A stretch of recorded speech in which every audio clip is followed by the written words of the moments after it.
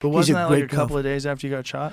I don't know. I know I think haven't. that was one of the funniest I things. You were on may the golf have. course. I think I did. Yeah, maybe I did. But I view it very interestingly. I'm running for president of the United States. To me, it's such a big deal. It's so important.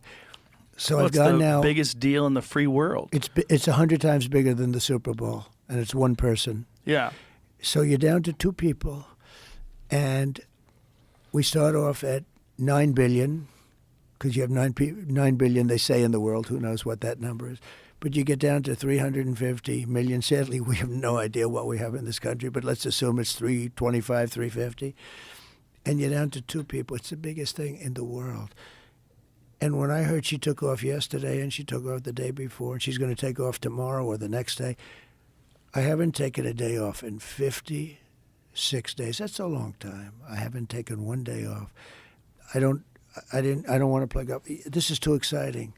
Golf is great, but this is too exciting. This is more exciting than anything you can do. And the Also, thing it's is, the home stretch. it's the home stretch. Who would take a day off? So we have 11 days left now. And think of it. So I think I've gone 54, 55 days in a row. No days off.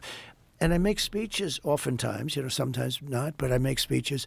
And when you make a speech, and my speeches last a long time because of the weave, I weave stories into it. And if you just read a teleprompter, nobody's going to be very exciting. You got to weave it out.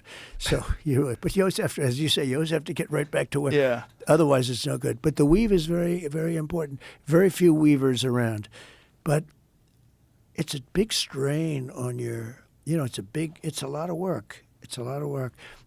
You got to be careful with the voice. You can lose that voice. The voice wasn't designed. I said today, so I made a big one last night. I was in Las Vegas.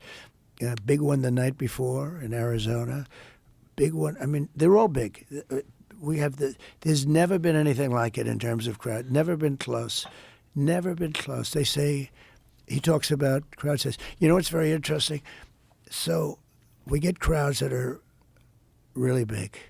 And I say, I've never had a story, because I don't get good press. I don't think I've had a good story in years. I really don't. I swear, I don't think you were talking about it a little bit with Oprah. Everybody loved me. I don't think, I became president of the United States. I did great the second time. I did much better. I don't want to get you in any disputes, but I won that second election so easy. And not just because But of let me get to that. I want to talk to you about that. But here's the thing. I did that, and now I've gotten the nomination again. And don't forget, to get these nominations, you go against very smart people. Ron DeSantis was hot. Got to go through him. Nikki Haley was hot. Got to go through her. I went through everybody. Record time, right? Record time. I got 3 nominations in a row. Won the first time. Did much better the second time. I get millions of votes more the second time. And now I'm doing it a third time. And it's an incredible thing. I never get a good story. I only get bad press. Now, I will say this. It's a lot easier if you're a Democrat. If I were a Democrat, you get a lot of positive press. I would get a lot of positive press. No, it's a creepy, corrupt business, and the media, to a large extent, acts as a propaganda arm for the Democratic Party. It's not even believable. Yeah, it's bizarre to watch, and most young people, I think, are aware of it. I think most boomers still, unfortunately, read the newspapers and believe in CNN. But it's getting younger. Let me Yes. tell you, it's getting for us, for a conservative. Yes. And I consider myself a person. It's the internet. It's because the internet's giving so. people information that they're not getting from anywhere else. And they like the Very Fine People hoax, the Russiagate hoax, all these different things that they've done. They tried to pin on you. That's like, it's a clear distortion of what you actually said. The bloodbath hoax. Yes. I was talking about the auto industry. Yes. It's a bloodbath because Japan and China are taking our auto.